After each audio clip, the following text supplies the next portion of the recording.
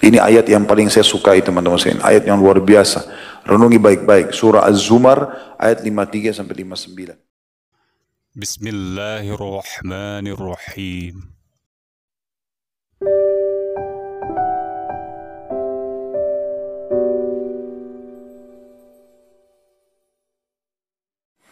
Luqman berkata kepada putranya, Luqman Hakim, dalam orang yang masyhur, tokoh yang masyhur yang Allah sebutkan dalam surah Luqman, wahai anakku, janganlah kamu mengakhir-akhirkan taubat, karena kematian itu akan datang secara tiba-tiba. Barang siapa tidak bersegera untuk bertobat dengan menanti-nantikan, maka ia berada di antara dua bahaya besar. Yang pertama, bertumpuknya kegelapan pada hatinya di setiap kemaksiatan sehingga menjadi kotoran dan tabiat dan tidak dapat dihapus. Yang kedua, segera terkena penyakit atau tiba-tiba meninggal, lalu tidak dapat menyibukkan diri untuk menghapus dosa. Karena itu dikatakan juga bahwa kebanyakan teriakan penghuni neraka adalah dengan mengatakan, betapa ruginya aku akibat menanti-nantikan taubat. Sebagaimana ya ini dinukil ada footnote nomor 25 dari Al-Ihya jilid 4 halaman 12. Jadi salah satu yang nanti diteriakin oleh orang-orang neraka itu, ya sayang kenapa dulu kita tunda-tunda taubat. Tapi sudah terlambat. Maka dari itu, wahai orang-orang yang berbuat dosa, berhati-hatilah terhadap kematian dan berlombalah berbuat kebaikan, serta gunakanlah hidupmu sebelum datang kematianmu. Karena kematian itu akan datang tiba-tiba. Sebagaimana ini ada footnote nomor 26, disebutkan dalam Sahih Al-Jami' nomor 1088 dan dalam Mustadrak jilid 4 halaman 306. Allah berfirman mengingatkan masalah itu dalam surah Luqman ayat 34, A'udzubillahi minasyaitonirrajim, wa ma tadri nafsum madza taksibu gada wa ma tadri nafsum bi ayyi ardin tamut.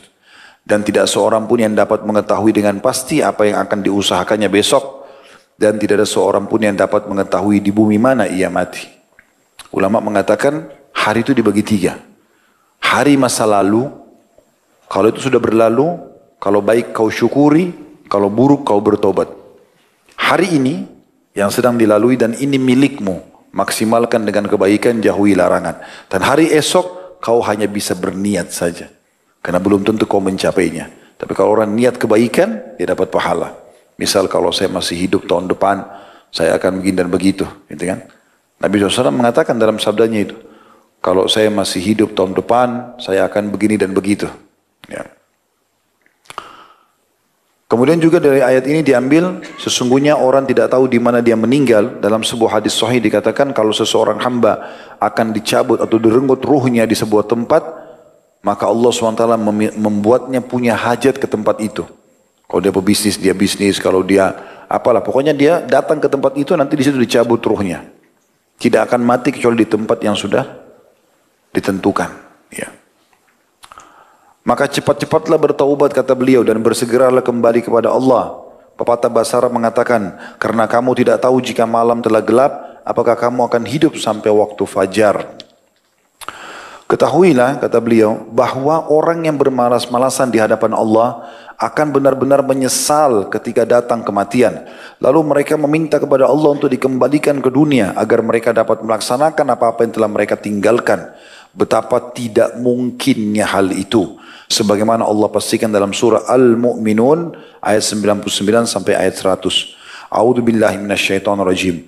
Hatta idza jaa ahadahumul maut qala rabbirji'un la'alli a'malu salihan fima tarakt.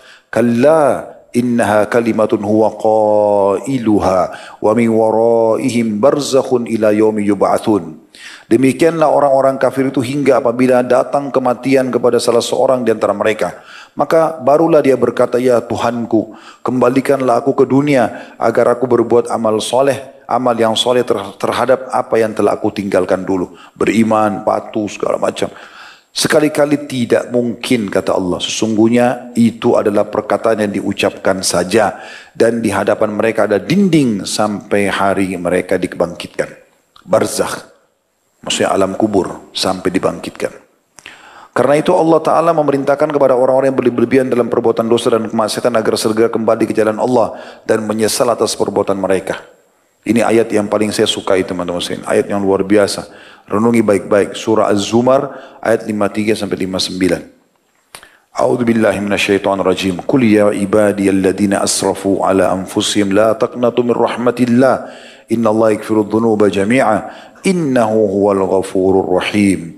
Wa anibu ila rabbikum wa aslimu lahu min qabli an ya'tiyakumul adzabu thumma la tunsarun. واتبعوا أحسن ما أنزل إليكم من ربكم من قبل أن يأتيكم العذاب بغتة وأنتم لا تشعرون أن تقول نفس يا حسرة على ما فرطت في جنب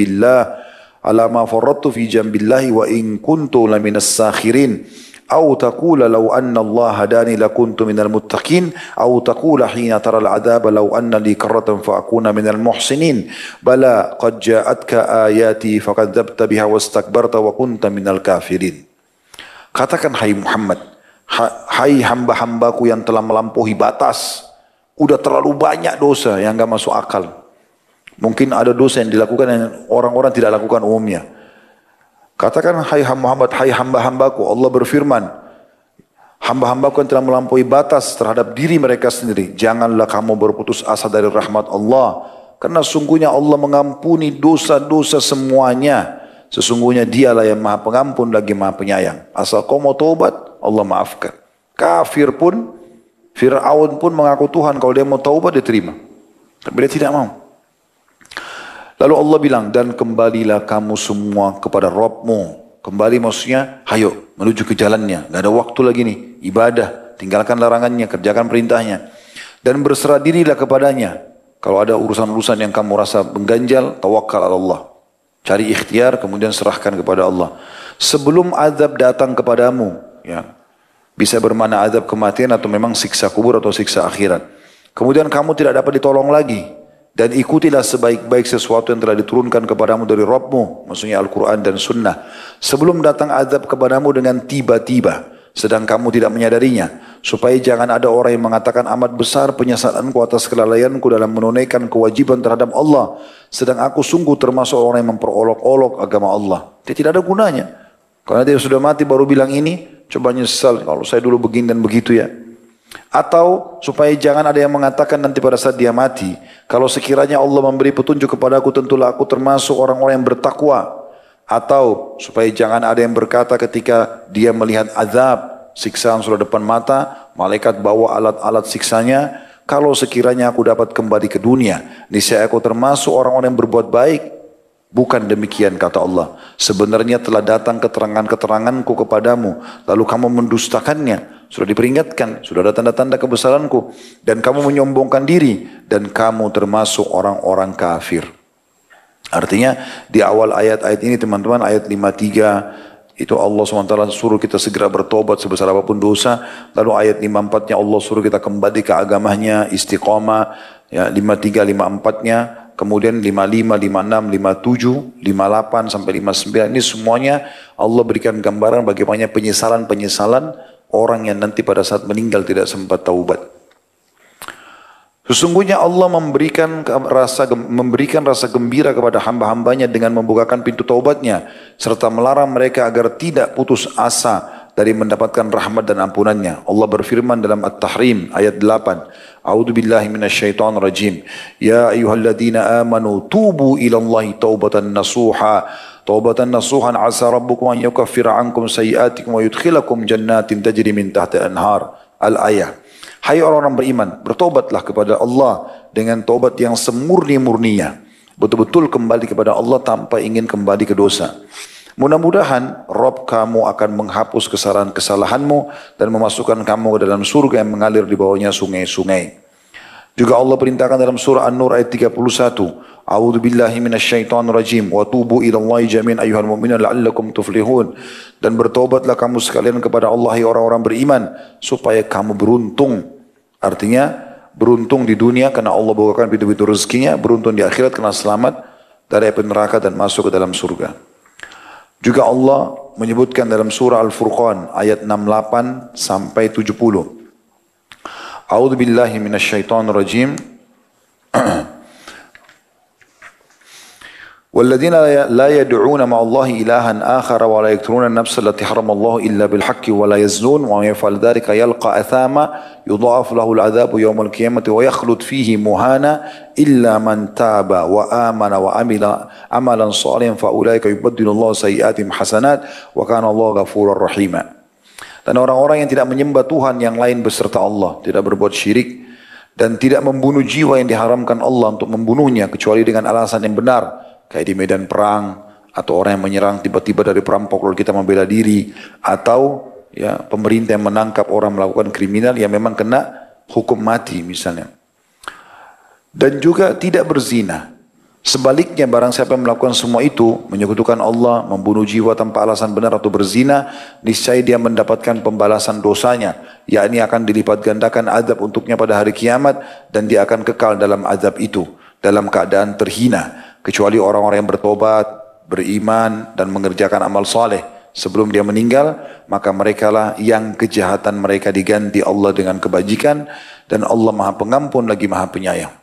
Nah ini penting sekali teman-teman. Saya termasuk selalu mengamalkan itu. Saya minta sama Allah bukan cuma dimaafkan teman, tapi bilang, ya Allah gantilah dosa-dosaku menjadi pahala. Karena di firman Allah ini Allah sebutkan itu.